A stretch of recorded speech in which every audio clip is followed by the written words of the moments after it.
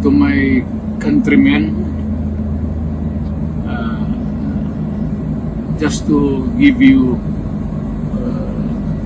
the current situation. I am about to land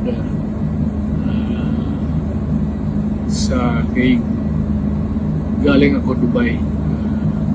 Stopover for it's a long haul, it's a long flight. Okay ako. Do not worry. And I think this is something to do with the law and order noon. At sinasabi ko naman sa mga pulis at military na trabaho kayo at ako ang managot. So ito na nga,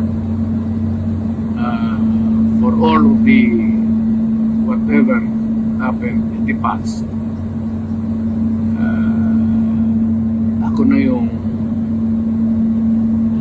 nag-front sa ating law enforcement at military.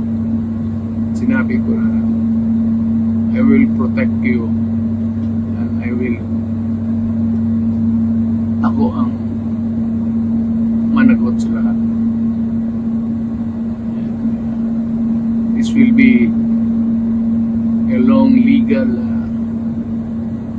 proceedings